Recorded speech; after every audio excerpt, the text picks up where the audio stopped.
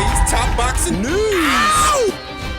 Okay, we'll start with this. The latest and greatest from Australia's own unbeaten up-and-comer, Skye Nicholson, who specified not only will she be returning to action very soon, in April, but it may be in an interim title fight of some kind. We know in her last fight, she shared the ring with then unbeaten Tania Alvarez for what was the WBC silver title, but it seems like Skye vacated it immediately after she won it, because that same version of the title at this weight was on the line in Sarah Mahfoud's last fight. Skye won the WBC silver title in her last fight. Subsequently, former IBF champion Sarah Mahfoud won that same title in her last fight. Now she's got it. What version of an interim title Skye's looking at? What version of an interim title with what organization is open to speculation? Open to interpretation. Don't forget, if she actually does get her hands on an interim title of some kind, that essentially means that she'd be just one fight away from challenging Amanda Serrano for all the marbles,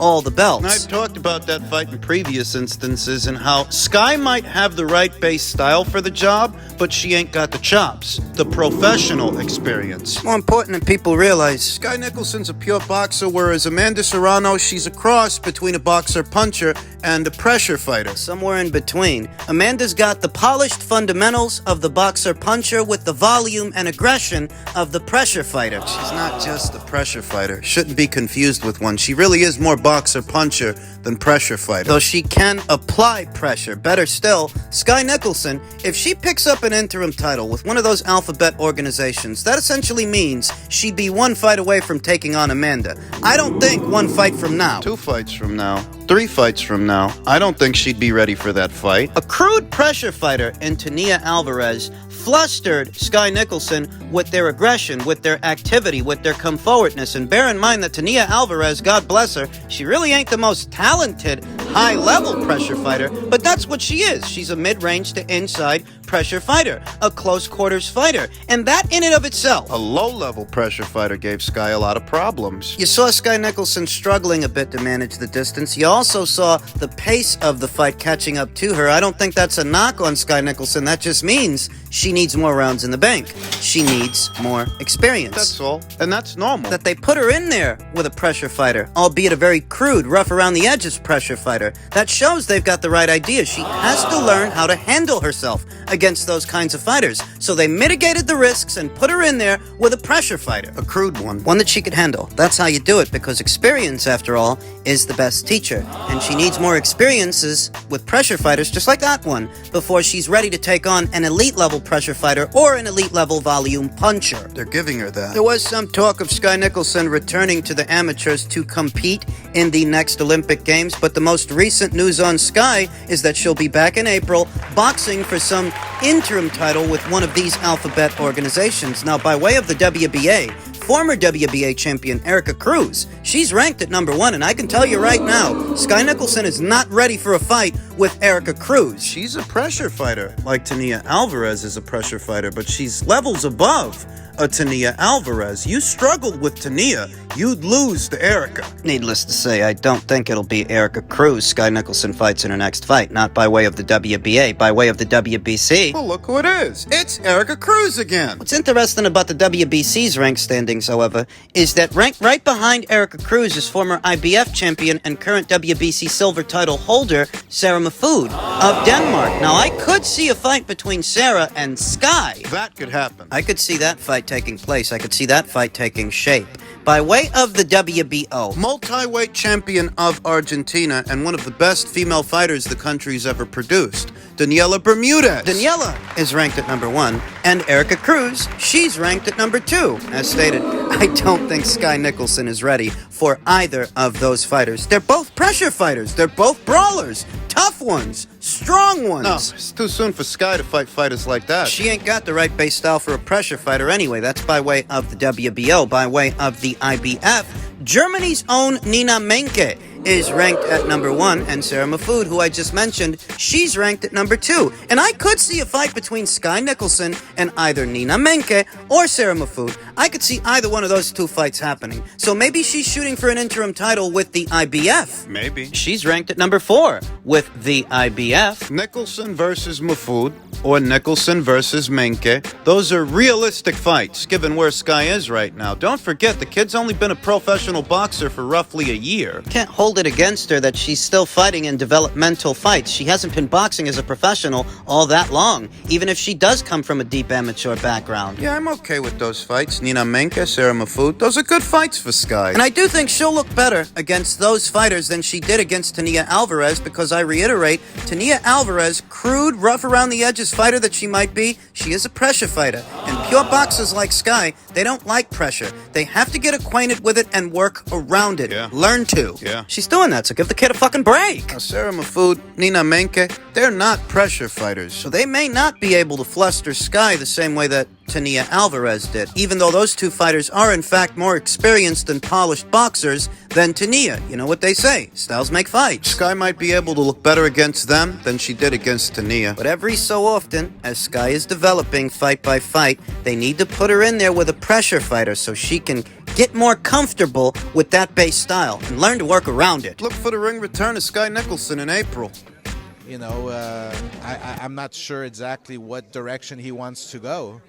You know, it seems like he's regressing inside the ring. He's regressing in terms of picking opponents, and John Ryder's his mandatory challenger, and the guy is coming off a hand surgery after all. The logic behind the match is pretty easy to understand. What's the logic behind Zerto Ramirez versus Gabriel Rosado this weekend? You couldn't find somebody better for him to fight? What's the logic behind Jaime Munguia's matchmaking? Isn't it about time that he stepped up in class, stepped up in competition? What's the logic behind his matchmaking? Canelo's fighting a top 10, a top 5 opponent in his next fight.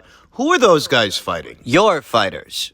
you know, he's fighting all these British fighters, and like it does nothing to his legacy. Becoming the first undisputed champion in the super middleweight division, the first undisputed champion in the four-belt era, the first undisputed champion for Mexico. That does nothing for his legacy, but Zerto fighting Gabe. Munguia fighting Jimmy Kelly, and the long list of tomato cans that he's been fighting, that does? Shouldn't throw stones if you live in a glass house. So I don't know whose fault that is. I mean, I don't want to mention anything, but you know, I think Canelo should really analyze carefully who he wants to fight next, whether it's Bivol, whether it's Munguia. You wish. But he has to step up and fight the tough opposition, the tough guys, the guys who are out there who can give him a fight. Oscar is now criticizing Canelo Alvarez for fighting John Ryder, but on the heels of the loss to Dimitri Bivol, he was actually criticizing Eddie Hearn for even putting him in the ring with that guy, saying he wouldn't have done that himself. When Canelo fights a tough opponent, you criticize him for it. And when he fights a not-so-tough opponent, you criticize him for that. It's clear that you're going to criticize the guy no matter what he does. It's clear you're still bitter and you're still angry that Canelo Alvarez parted ways with you, and you're going to take digs at him. You're going to take shots at him no matter what. It's not the John Ryders of this world. The problem that most of Canelo Alvarez's critics, in fact, all of Canelo Alvarez's critics, the problem they all have is that the logic they apply for him doesn't apply to them, even though he is more proven. More proven than Oscar's fighters, Jaime Munguia, Zerto Ramirez. Before you criticize Canelo for fighting a top 5 opponent in his division, look at who your fighters have been fighting. Before you criticize Canelo for satisfying a mandatory challenger who's rated in the top 5 of his division, while he's coming off of hand surgery, who are your fighters fighting? You're acting like you're making better fights. You're acting like your fighters are being more ambitious than this kid, when this kid, by and large, is a lot more accomplished. More accomplished not just than your fighters, more accomplished than everybody else that's out there. The biggest problem Canelo's critics have is that they seem to think they can apply a certain brand of logic to him that doesn't apply to them, and when you put their careers in the mirror. These are double standards. Double standards is what they are, and these guys, if they didn't have double standards, they'd have no standards at all, because look at the last guy Jaime Munguia fought. What the hell was that guy? Where the hell did they find him? Not that Jaime Munguia is the one criticizing Canelo Alvarez per se, but his promoter is. Oscar De La Hoya, the guy who makes fights for him. You can't take that position and offer up these kinds of fights. No. This kind of matchmaking. You can't do it. Doesn't make sense. The truth is that Oscar is a catty guy. And, you know, he was catty like this with Floyd Mayweather for a number of years. Now, he's catty like this when it comes to Eddie Hearn and Canelo Alvarez because he's bitter. Salty. That's all it is. On the face of it, these might seem like legitimate criticisms until you see what Oscar's doing for his boys and really what everyone else out there is doing. I mean, they criticize Canelo Alvarez like he's not fighting anybody. He's not fighting anybody good. Then why should we be excited that David Benavidez is fighting Caleb Plant? Why should we pay $80 to see that? If the indictment is that Canelo doesn't fight anybody good anymore... So what, Caleb Plant isn't good when Canelo fights him, but he's good when David fights him? Oh, he's better after Canelo knocks him out? Is that the story? Who do you think is going to buy into this stuff? It's for this reason that no matter what is said by way of social media, by way of boxing scene or Fight Hub or Fight Hype, no matter what the critics... There's no shortage of them. The paying public doesn't go for it because the paying public isn't stupid. No matter what Canelo is doing and who he's fighting, there's a very good chance that whoever he's fighting, it's better than who these guys are fighting. And that's why more people pay to see Canelo than they pay to see any of these other guys, than they pay to see David Benavidez or Jermall Charlo, certainly more than Demetrius Andrade. Canelo Alvarez's resume and his career is far from perfect, but the same can be said of a lot of fighters, a lot of very accomplished fighters, and I'm not telling you that Canelo's perfect. He's not. I'm telling you that no matter what he is still more ambitious and more accomplished than the guys you're propping up. So before you scrutinize him and expect me to do the same, I'm going to scrutinize them. I'm going to scrutinize the guys that aren't doing as much as Canelo Alvarez. You sound stupid. You do. You say Canelo Alvarez doesn't fight anybody good, but Canelo literally fought the guy that David Benavidez is about to fight. So should David not get any credit? Because you're not giving Canelo any credit for knocking out that same guy. He did it first, over a year ago. Canelo doesn't get any credit for knocking out Caleb Plant, but David Benavidez should. You sound fucking stupid. It's a stupid argument to make, made by stupid people. Morons. You're not convincing anybody with these cockamamie arguments. You realize that, right? That the paying public, the bulk of it, is still on Canelo Alvarez's side. Save a portion of the critics on social media. Not everybody on social media spends money on boxing. And in this country, most of the people that do seem to spend a lot of money on Canelo Alvarez's fights. So if they were buying into what you're saying, that wouldn't be the case. Doesn't matter how many people like it on Twitter, how many people share it, retweet it. Doesn't matter how many videos of it you post on your YouTube channels. Where it counts, where it matters. He's doing just fine. Now, how are your fighters doing? Are they doing what he's doing at the box office? Are they doing what he's doing at the gate? Are they? Because if they're not, they're the ones that need to change their approach, not him. In even stranger news, it has been officially announced that Adrian Broner has signed a promotional deal with Don King after parting ways with both the PBC and Black Prime. That fighters are still signing to Don King in today's day and age. That fighters are signing to Don King in 2023 is... I almost didn't believe it when I read it. No. I almost didn't believe it. An act of desperation. If it's anything, it's that, because this isn't a step up from leaving the PBC and Black Prime. I mean, it's not. It's not a step forward. It's a step backwards. Adrian Broner is hustling backwards, and if you're familiar with the career of Adrian Broner, you'll know he's no stranger to hustling backwards. When the people at Rock Nation offered him a $40 million deal, and he retorted by telling Jay-Z to suck his dick. He'd be lucky to find anyone offering him that kind of money now. He's stuck in a bubble, stuck in a time warp. You know, he must still think it's 2014 or 2015. He doesn't have an accurate gauge for where his marquee value is now. And if he does, he's in denial about it. Thinks he's supposed to get something for nothing. He's not the draw. He's not the same draw that he was 6 or 7 years ago. Adrian Broner commented on signing with Don King, saying, "I can hardly wait to get back in the ring again. Winning a world title and constantly defending or unifying the titles is what I am aiming to do." And that sounds good. But how's he going to get a title shot?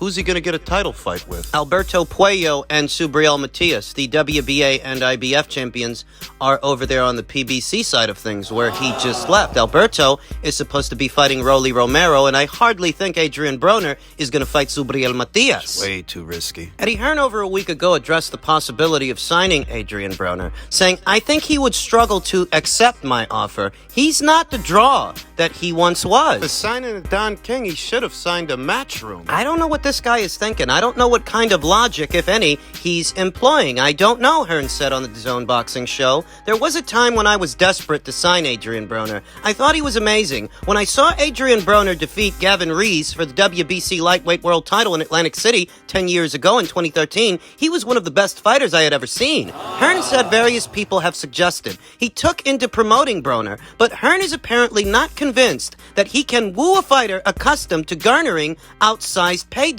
Broner stated previously that his multi-bout deal with Black Prime would have netted him an 8-figure sum. That relationship with Black Prime seems to have ended before it started, as 3 separate opponents all fell through for Adrian Bronier. The first was Ivan Redkach, the second was hammering Hank Lundy, and the third was that Williams kid. "I've had 3 or 4 messages from the last week to get me to work with Adrian Broner," Hearn said. "He has value. He's still a good fighter, but I just feel there's a price and there's a value, and it's probably not one that Adrian would agree with. I think he would struggle to accept that. Obviously, he's made a lot of money, he's been involved in some big fights, but he's not the draw that he once was. He'll always be a draw because he's got a great story." The next chapter in that story is here. He has signed to Don King. You tell me if he's better off with Don King than he would have been at Matchroom. Matchroom has a number of ponies in that 140-pound show. They've got unbeaten Richardson Hitchens, Australia's own Stevie Sparks, Liam Battle. They got fighters. They've got Connor Benn